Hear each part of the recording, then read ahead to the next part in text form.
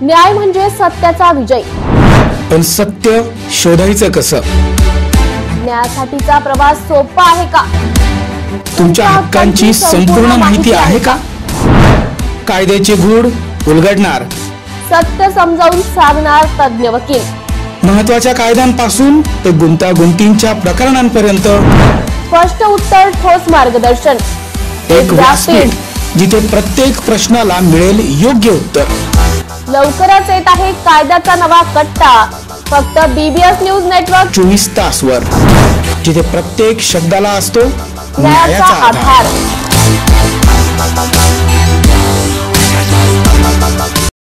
तुषार आचले हे सध्या MBBS शिक्षण मुंबई येथे घेत आहेत. शिक्षणाचा प्रवास करताना त्यांनी वापरलेली जवळपास 200हून अधिक पुस्तके बायोलॉजी, केमिस्ट्री, फिजिक्स तसेच नीट आणि JEE परीक्षांसाठी उपयुक्त मार्गदर्शक त्यांनी वाचनालयाला भेट दिली आहे. या उपक्रमामागे त्यांचा हेतू स्पष्ट आहे. मी जसा शिकून पुढे जात आहे तसेच माझ्यासारखे अनेक विद्यार्थी घडावेत आणि ज्ञानाचा लाभ घ्यावा या विचाराने प्रेरित होऊन त्यांनी ही पुस्तके देण्याचा निर्णय घेतला. या उपक्रमामुळे अनेक गरजू आणि स्पर्धा परीक्षांची तयारी करणाऱ्या विद्यार्थ्यांना मोलाची मदत होणार आहे. वाचनालयामध्ये या पुस्तकांमुळे एक नवा ज्ञानसाठा उपलब्ध झाला असून भविष्यात अशाच उपक्रमांनी विद्यार्थ्यांनी एकमेकांना सहकार्य करावं असं आवाहन त्यांनी केलं आहे. मी राहायला म्हणजे देवरीचाच आहे प्रॉपर, पण मी कोचिंगसाठी अकोल्याला इथं होतो. 11वी-12वी प्लस रेग्युलर कोचिंगमध्ये मी लाईव्ह ट्युटोरियल इथं होतो. त्याच्यामध्ये मी नीटचे क्लासेस तिथूनचे केले पूर्ण आणि जेही पण काही पुस्तकं वगैरे होते सगळे, म्हणजे वर्षभर मी जेवढे PYQ, जेवढे क्वेश्चन बँक, DPP वगैरे जेवढे पण सॉल्व केलो ते सगळे जे मला कामी आले. मी आता सध्या सेकंड इयर JJचा स्टुडंट आहे, GGMC मुंबई इथं सेकंड इयर MBBS परस्युईंग. तर मला जे साहित्यामध्ये कामात आले ते माझ्यासारखं म्हणजे क्वालिटी ऑफ एज्युकेशन सगळीकडे सारखं नसतं. आता अकोला म्हणजे चांगली सिटी आहे, त्याच्यामध्ये जेवढा एज्युकेशन होता म्हणजे जेवढा माहोल होता ते सगळं एन्व्हायरमेंट सगळीकडे भेटत नाही. आता जसं आपलं आहे देवरी आहे, ग्रामीण एरियामध्ये येतो, इकडे म्हणजे पोरं टॅलेंटेड आहेत पण त्यांना कसा एक्सपोजर नाही मिळत, त्यांना राईट गायडन्स नाही मिळत, प्रॉपर मटेरियल नाही मिळत. तर अशा पोरं जे करू शकतात त्यांसाठी जे मीना जे वापरलेले होते, जे माझ्या जर्नीमध्ये कामात आले, तसे ते जे सगळे पुस्तकं आहेत जसे बायोलॉजी, NCERT सगळे बायोलॉजी, फिजिक्स आणि केमिस्ट्री 3 वर्ष असतात नीटसाठी आणि JEE पण काही पुस्तकं आहेत, ते सगळे आज मी ह्या ग्रामीण लायब्ररीमध्ये जवळपासमध्ये 200 आहेत, 200 जवळपासमध्ये सगळे DPP, क्वेश्चन बँक सगळे.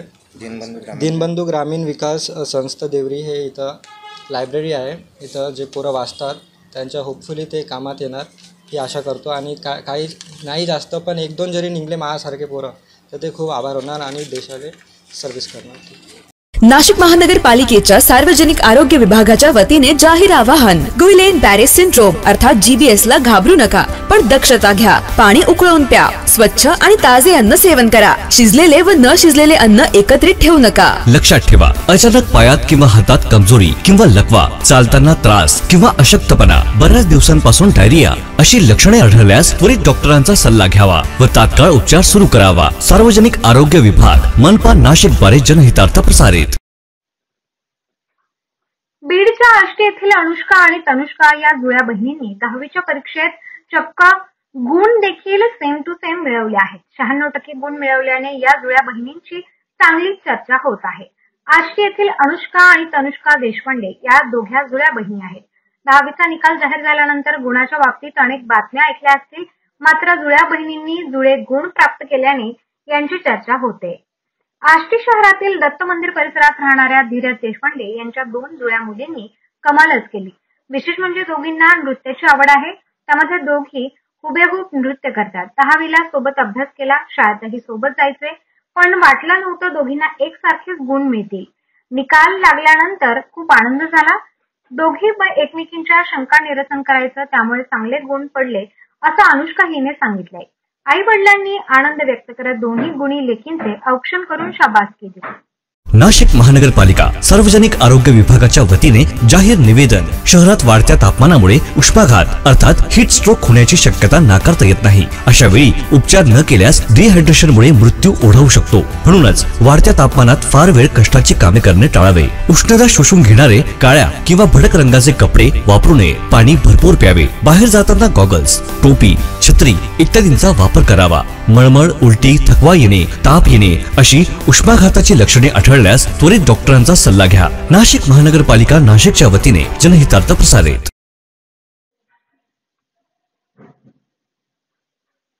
कर्नल सोफिया कुरेशी या दहशतवाद्यांची बहीण आहे असं विधान मध्य प्रदेशच्या विजय शहा या भारतीय जनता पक्षाच्या मंत्र्यांनी केलंय.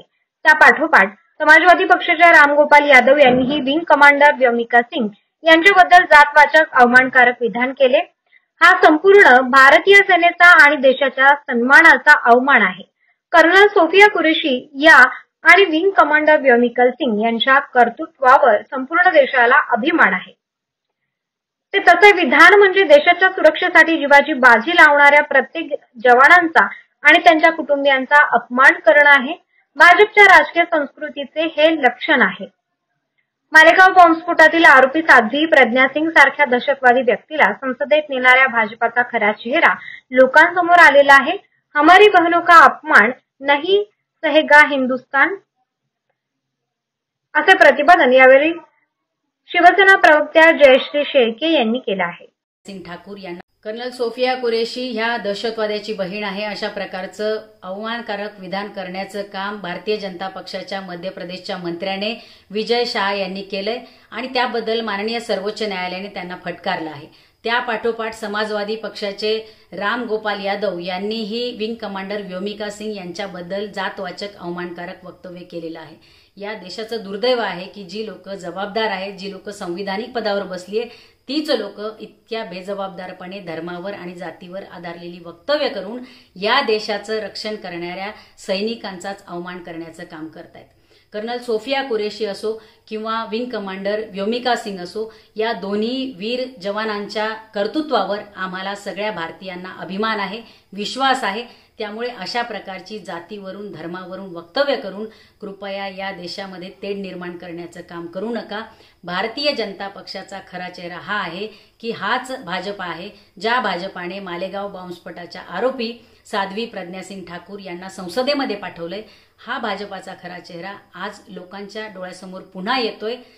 या देशाच्या सैनिकांवर आणि या देशाच्या सैनिकांच्या शौर्यावर, त्यांच्या कर्तृत्वावर संपूर्ण देशवासियांना प्रचंड अभिमान आहे, गर्व आहे आणि यांचा अवमान हा संपूर्ण देशाचा अवमान आहे, देशाच्या सैन्याचा अवमान आहे, देशाच्या सन्मानाचा अवमान आहे. तो कदापिही सहन केला जाणार नाही. हमारी बहनों का अपमान नहीं सहेगा हिंदुस्तान.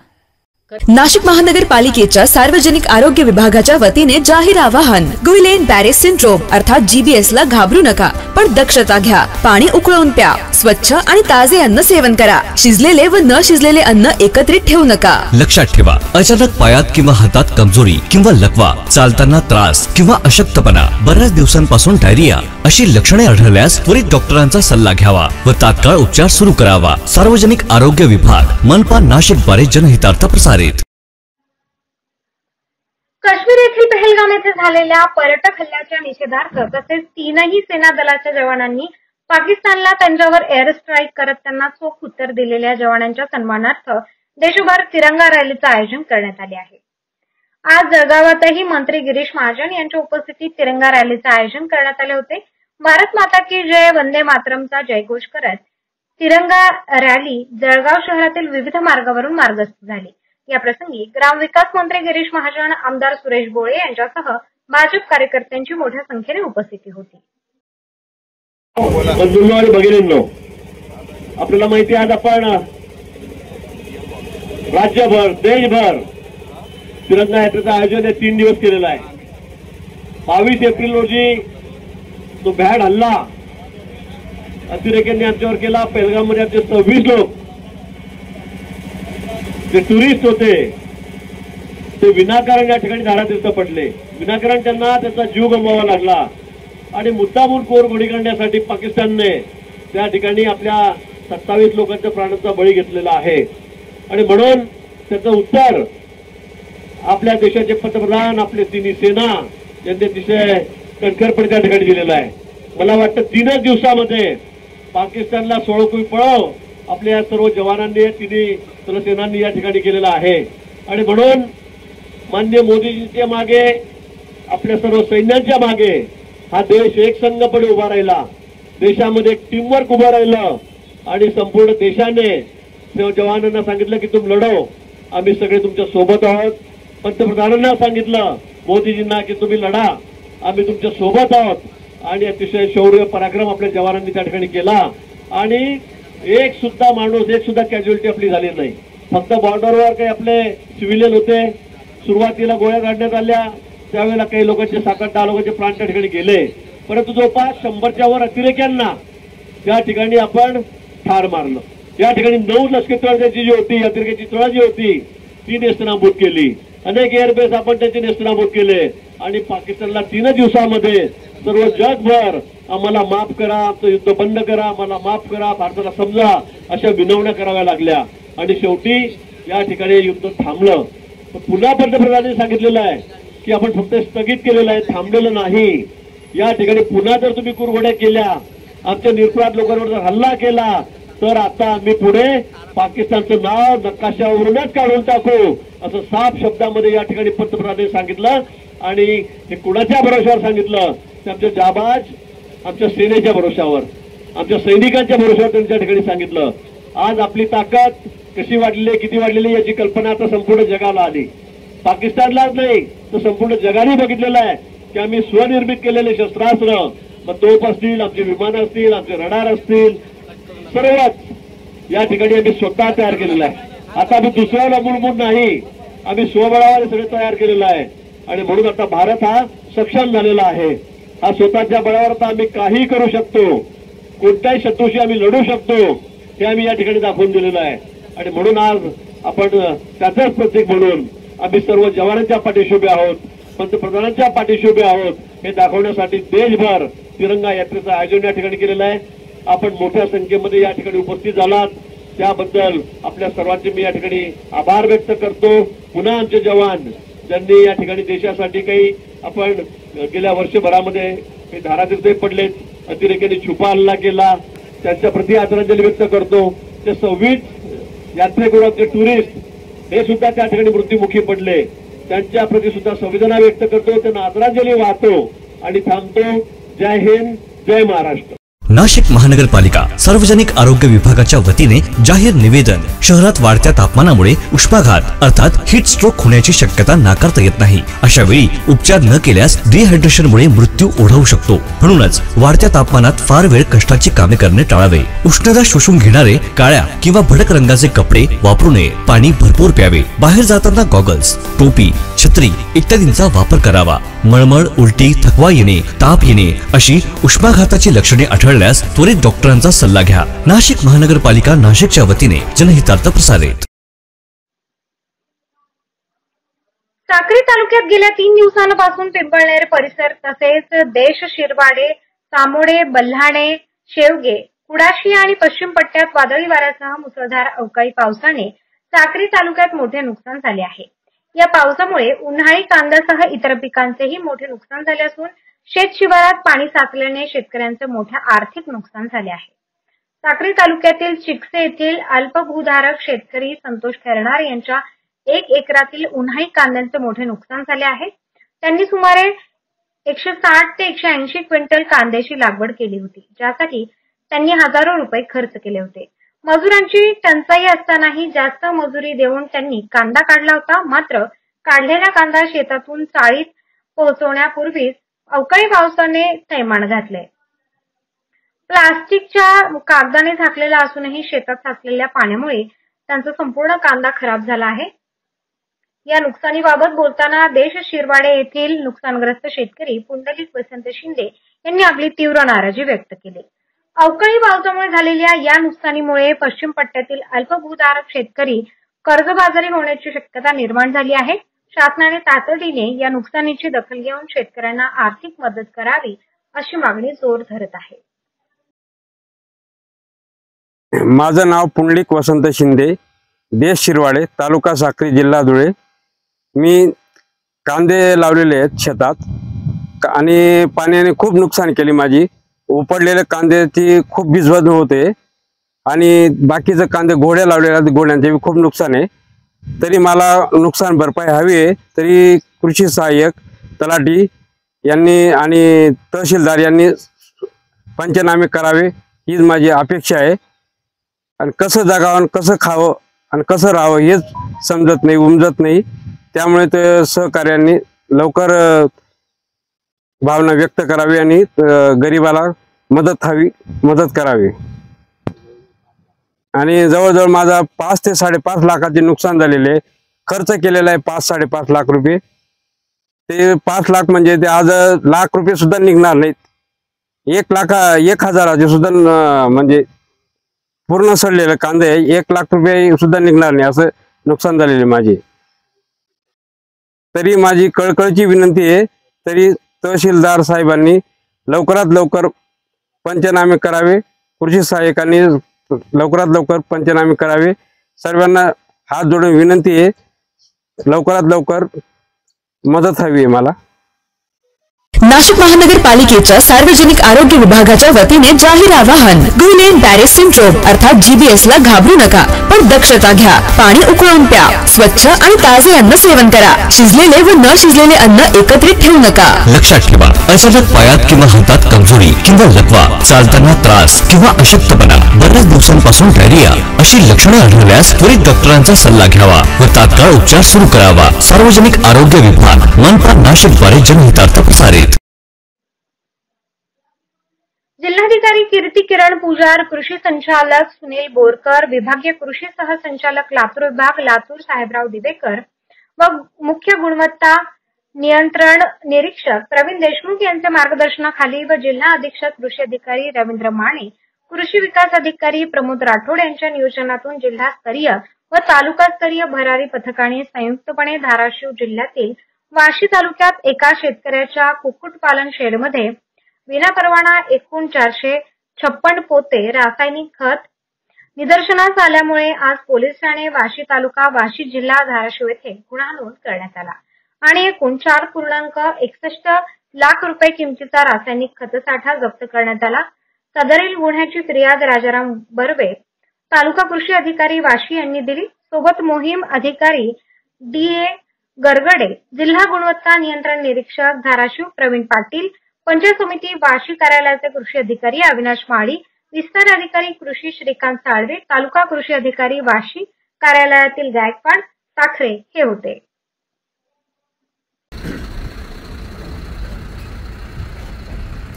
आज वाशी तालुका पिंपळगाव लिंगी येथे आम्हाला एक माहिती मिळाली होती की विनापरवाना खत एका ठिकाणी साठा करून ठेवलेला आहे. त्यानुसार कृषी विभागाचं जे जिल्हास्तरीय भरारी पथक आहे, त्याचप्रमाणे तालुकास्तरीय भरारी पथक आहे, यांना सूचना दिल्यानुसार त्या ठिकाणी एकूण 457 बॅग जवळजवळ 20 मेट्रिक टनपर्यंतचं वजन असलेले खत जे विनापरवाना होतं ते आढळून आलं. त्याच्यानुसार आम्ही भारतीय न्याय संहिता, त्याचप्रमाणे खत नियंत्रण आदेश 1985, जीवनावश्यक वस्तू कायदा 1955 याप्रमाणे दोघांवर वाशी पोलीस स्टेशन येथे गुन्हा दाखल केलेला आहे आणि पुढील कारवाई सुरू आहे. नाशिक महानगरपालिका सार्वजनिक आरोग्य विभागाच्या वतीने जाहीर निवेदन. शहरात वाढत्या तापमानामुळे उष्माघात अर्थात हीट स्ट्रोक होण्याची शक्यता नाकारता येत नाही. अशा वेळी उपचार न केल्यास डिहायड्रेशनमुळे मृत्यू ओढवू शकतो. म्हणूनच वाढत्या तापमानात फार वेळ कष्टाची कामे करणे टाळावे. उष्णता शोषून घेणारे काळ्या किंवा भडक रंगाचे कपडे वापरू नये. पाणी भरपूर प्यावे. बाहेर जाताना गॉगल्स, टोपी, छत्री इत्यादींचा वापर करावा. मळमळ, उलटी, थकवा येणे, ताप येणे अशी उष्माघाताची लक्षणे आढळल्यास त्वरित डॉक्टरांचा सल्ला घ्या. नाशिक महानगरपालिका नाशिकच्या वतीने जनहितार्थ प्रसारित. 15 मे रोजी खरीप हंगाम आढावा बैठकीचे आयोजन जिल्हा नियोजन भवन गडचिरोली येथे करण्यात आले. या बैठकीत अध्यक्षस्थानी नामदार ॲडव्होकेट आशिष जयस्वाल, राज्यमंत्री तथा सहपालकमंत्री गडचिरोली हे होते. या प्रसंगी गडचिरोलीचे जिल्हाधिकारी व माजी आमदार कृष्णा गजबे यांची उपस्थिती लाभली. बैठकीत आगामी खरीप हंगामासाठी शेतकऱ्यांच्या अडचणी, योजनांची अंमलबजावणी, बी बियाणे, खतांच्या उपलब्धता यासह विविध मुद्द्यांवर सविस्तर चर्चा करण्यात आली. शेतकऱ्यांच्या हितासाठी प्रभावी निर्णय घेण्यासाठी ही बैठक अत्यंत महत्त्वाची ठरली. माहितीसाठी सांगतो, परवा मी स्वतः महाराष्ट्राचे मी आणि महसूल मंत्री यांनी एक पूर्ण महाराष्ट्राचे जिल्हाधिकारी, जिल्हा खनिकर्म अधिकारी, पूर्ण महाराष्ट्राचे तहसीलदार यांच्यासोबत काल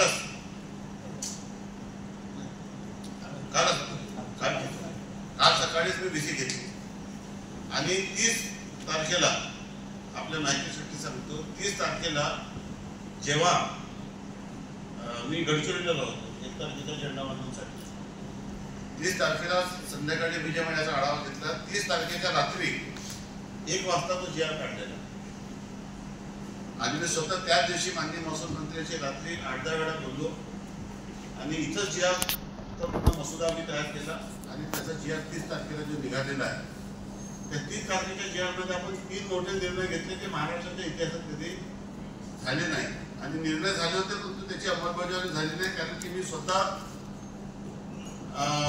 प्रयत्न करून जेव्हा मी महाराष्ट्र राज्य खनिकर्म महामंडळाचा अध्यक्ष होतो तेव्हा आपण 2 जानेवारीला 2019ला माननीय मुख्यमंत्री तत्कालीन म्हणजे आताचे मुख्यमंत्री तेच आहेत त्यांच्या उपस्थितीत बैठक घेतली होती आणि 12 फेब्रुवारी 2019ला GR काढला होता की घरकुलच्या लाभार्थ्याला निधी द्यायला पाहिजे. नाशिक महानगरपालिका सार्वजनिक आरोग्य विभागाच्या वतीने जाहीर निवेदन. शहरात वाढत्या तापमानामुळे उष्माघात अर्थात हीट स्ट्रोक होण्याची शक्यता नाकारता येत नाही. अशा वेळी उपचार न केल्यास डिहायड्रेशनमुळे मृत्यू ओढवू शकतो. म्हणूनच वाढत्या तापमानात फार वेळ कष्टाची कामे करणे टाळावे. उष्णता शोषून घेणारे काळ्या किंवा भडक रंगाचे कपडे वापरू नये. पाणी भरपूर प्यावे. बाहेर जाताना गॉगल्स, टोपी, छत्री इत्यादींचा वापर करावा. मळमळ, उलटी, थकवा येणे, ताप येणे अशी उष्माघाताची लक्षणे आढळल्यास त्वरित डॉक्टरांचा सल्ला घ्या. नाशिक महानगरपालिका नाशिकच्या वतीने जनहितार्थ प्रसारित. पवनी तालुक्यातील नीलज येथील अंगणवाडी सेविका पद्धतीत मोठा घोळ झाल्याचा आरोप स्नेहा शुभम तितिरमारे यांनी भंडारा येथे पत्रकार परिषदेतून केला आहे. याविषयी आपण बालविकास प्रकल्प अधिकारी कार्यालय पवनी ग्रामीण यांच्याकडे लेखी आक्षेप नोंदवला. मात्र त्या आक्षेपाचे समाधान न करता टाळाटाळ करण्यात येत असल्याने तालुका बाल विकास प्रकल्प अधिकाऱ्यांच्या भूमिकेवर त्यांनी संशय व्यक्त केला आहे. या प्रकरणी वरिष्ठांनी लक्ष घालून सदर प्रकरणाची योग्य चौकशी करून न्याय मिळवून द्यावा अशी मागणी स्नेहा तितिरमारे यांनी यावेळी केली. तितिरमारे, मी पवनी तालुक्यातील निलज या गावची आहे. मी अंगणवाडी सेविका पदभरतीसाठी फॉर्म भरलेला होता. तिथे प्रथम लिस्टमध्ये जेव्हा ग्रामपंचायतला लागली तेव्हा प्रेरणा धनपाल नवघरे ही पहिल्या नंबरवरती आहे आणि मी स्नेहा शुभम तितिरमारे दुसऱ्या नंबरवरती आहे. तिला 1 मार्क्स माझ्यापेक्षा जास्तच आहे. तर मी तिच्यावर ऑब्जेक्शन घेतला. मला डाऊट होतं की हिचे डॉक्युमेंट्स आपण पडताळणी करावं बा. तर मी तिच्यावर ऑब्जेक्शन घेतला की मला तुझे डॉक्युमेंट्स चेक करायचे आहेत. तर ज्या तारखेनुसार जे GR ची तारीख होती त्याच्यानुसार मला बोलवलं ऑफिसमध्ये आणि मग तिचे डॉक्युमेंट्स दाखवले. डॉक्युमेंट्स दाखवल्यानंतर मी डायरेक्ट मार्कशीटला हात लावून चेक केलं. म्हटलं मला ह्या मार्कशीटवर डाऊट आहे आणि मला याचा डिप्लोमा दाखवा म्हटलं या मार्कशीटचा. तर तिच्याकडे त्याचा डिप्लोमा नव्हता. नसल्यामुळे त्यांनी माझा पॉईंट आउट केलं की आम्ही तुम्हाला पॉईंट लिहितो बा ऑफिसला आणि नंतर तुम्हाला दाखवू आम्ही. तर त्यांनी पॉईंट आउट केलं आणि मी म्हटलं की मी इयरली पॅटर्न माझ्यापासून नाही आहे. ती व्यक्ती माझ्यापेक्षा 1 वर्षाने लहान आहे. ते पण पदवीला सेमिस्टर पॅटर्नच शिकली असेल. तर तिच्याकडे सेमिस्टर पॅटर्नचे पण तिथं नव्हते. मुक्त विद्यापीठाचे डॉक्युमेंट जोडलेले आहेत आणि 3 इयरचे 3 मार्कशीट जोडलेले आहेत. तर मी घेतलं डाऊट. त्याच्यानंतर त्यांनी मला नंतर एक लेटर दिलं की या तारखेला तुम्ही या की ती व्यक्ती तुम्हाला डॉक्युमेंट्स प्रत्यक्षात दाखवायला तयार नाही. तिने लेटर सक्त लेटर लिहून दिलं की मी आपली वैयक्तिक माहिती तुला देणार नाही, तिला दाखवणार नाही. तर त्याच्यामुळे मग मी म्हटलं याच्यावर काही ऑब्जेक्शन नाही का. मी माहिती अधिकाराखाली पण टाकलं तरी पण तिने दाखवलं नाही. तिने डायरेक्ट लिहून दिलं की मी आपली वैयक्तिक माहिती दाखवत नाही. त्याच्यावर ठाम राहून सगळ्यांनी त्यांनी दुसरा निर्णय न घेता तिला सरळ थेट नियुक्ती लेटर देऊन दिला आणि ती जॉईनिंग झाली 2 मे पासून. नंतर मी तिच्यावर CDBO वरती पण गेली. CDBO कडे पण की तुम्ही माझं समाधान न करता तुम्ही कसं केलं. CDBO ऑफिसला नाही. जेवढे दिवस गेली मी तेवढे दिवस तिला नियुक्ती लेटर दिल्यानंतर लगातार 3 ते 4 दिवस CDPO गायब ऑफिसमधून. महानगरपालिकेच्या सार्वजनिक आरोग्य विभागाच्या वतीने जाहीर आवाहन. गुइलेन बॅरेस सिंड्रोम अर्थात GBS ला घाबरू नका, पण दक्षता घ्या. पाणी उकळून प्या. स्वच्छ आणि ताजे अन्न सेवन करा. शिजलेले व न शिजलेले अन्न एकत्रित ठेवू नका. लक्षात ठेवा, अचानक पायात किंवा हातात कमजोरी किंवा लकवा, चालताना त्रास किंवा अशक्तपणा, बऱ्याच दिवसांपासून डायरिया अशी लक्षणे आढळल्यास त्वरित डॉक्टरांचा सल्ला घ्यावा व तात्काळ उपचार सुरू करावा. सार्वजनिक आरोग्य विभाग, मनपा नाशिक द्वारे जनहितार्थ प्रसारित. सामाजिक न्याय मंत्री संजय शिरसाट यांची पत्रकार परिषद. घडलं त्यावेळेला शिवसेना प्रमुखांचे विचार काय होते, शिवसेना प्रमुख काय बोलले होते, कधीतरी आठवतं का तुम्हाला? अख्खा हिंदू समाज नरेंद्र मोदींच्या पाठीशी काय उभा राहिला होता? काय घडलं होतं असं? म्हणजे गोधरा हत्याकांड जर तुम्हाला आठवत नसेल तर मग तुम्ही हिंदुत्ववादी कसले? बोला ना, स्पष्टपणे बोला. गोधरा हत्याकांडावर बोला. नरेंद्र मोदीने जाऊन काही चोऱ्या चापाट्या केल्या नव्हत्या किंवा अमित शहाने केल्या नव्हत्या. जो प्रकार घडला होता तो इतका संतापजनक होता की त्याच्या रिॲक्शन गुजरातमध्ये उमटल्या होत्या आणि म्हणून अशा उमटलेल्या रिॲक्शनवर त्या काळामध्ये शिवसेना प्रमुख हे गंभीरपणे मोदी साहेबांच्या बी आणि अमित शहा साहेबांच्याही पाठीशी उभे होते. हे सगळ्या जगाला माहिती आहे. भाजपला ज्या बाळासाहेबांनी मदत केली त्यांचा लोकांच्या हातात दिला, लोकरच्या हातात दिला. असं म्हणणं आहे की पक्ष फोडण्यापेक्षा दुःख याचं आहे की एका लोकर माणसाच्या हातात शिवसेना आहे. खऱ्या अर्थानं जे शिवसैनिक आहेत त्यांच्या हातात शिवसेना आलेली आता. म्हणून हे लोकांनी दिलेला प्रतिसाद, लोकांनी दिलेलं मत, लोकांनी तुमच्याबद्दलच दाखवलेली सहानुभूती आता ही पाप दिसून आलेली. तुम्ही ज्या सहानुभूतीच्या आधारावर राजकारण करत होते लोकांनी तुम्हाला नाकारलेलं आहे. बोलायला लावू नका. शिवसेना प्रमुखाबद्दल तुमचं किती वेगळी प्रेम होतं त्या शेवटच्या दिवसाला सुद्धा आम्ही तिथे होतो, मी होतो त्या मातोश्रीच्या आतमध्ये मी होतो.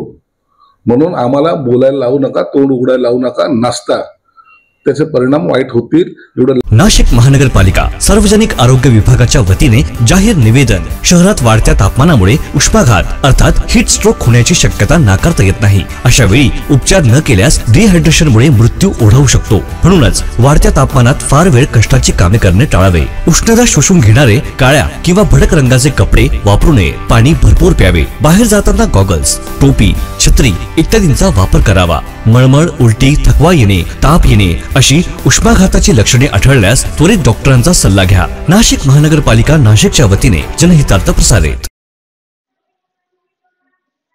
येणाऱ्या महानगरपालिका निवडणुकीमध्ये भारतीय जनता पार्टी स्वबळावर निवडणूक लढवणार आणि ठाणे महानगरपालिकेवर भारतीय जनता पार्टीच्या कमळाचा झेंडा रोवणार असे प्रतिपादन भारतीय जनता पार्टीचे आमदार संजय केळकर, आमदार निरंजन डावखरे तर माजी अध्यक्ष संजय वाघोले यांनी भारतीय जनता पार्टीचे नवनिर्वाचित अध्यक्ष संदीप लेले यांच्या निवडीच्या कार्यक्रमादरम्यान केले आहे. भारतीय जनता पार्टी ठाणे शहर जिल्हा अध्यक्षपदी संदीप लेले यांची आज नियुक्ती झाली आहे. लढवण्याचा दावा केलाय, कसं बघताय? काय आहे, खूप कार्यकर्ते बीजेपीत आले. पहिल्यांदी मोजके लोक होते, आता अख्ख्या ठाणे शहरामध्ये जवळजवळ 1400 बूथ आहेत. तर 1400 पैकी 1200 बूथवर आमचे कार्यकर्ते आहेत. सर्व पॅनल मध्ये आमचे कार्यकर्ते आहेत. आता 23 नगरसेवक सिटिंग आहेत. उरलेल्या जागी देखील बऱ्याचशा कार्यकर्त्यांना लढायची इच्छा आहे आणि त्यामुळे स्वाभाविकच जास्तीत जास्त लोकांना लढायला मिळावं ही नक्कीच सर्व कार्यकर्त्यांची इच्छा आहे आणि ती शेवटी पक्षाच्या नेत्यांना मान्य करावी लागेल असं सगळ्यांचं म्हणणं आहे. ठाणे हा सेनेचा बालेकिल्ला आहे, भाजपचा महापौर बसेल ना, का नाही बसणार? महाराष्ट्रात भाजपचा मुख्यमंत्री होईल हे 2014च्या आधी कोणी बोललं होतं का? त्यामुळे काय होणार काय नाही होणार हे बरोबर नाही. जनता सर्वोपरी आहे. जनतेला वाटलं की भाजपचा महापौर करावा तर जनता महापौर भाजपचा करेल, का नाही करणार? महाराष्ट्रात जनतेने भाजपचे 2 वेळा मुख्यमंत्री केले.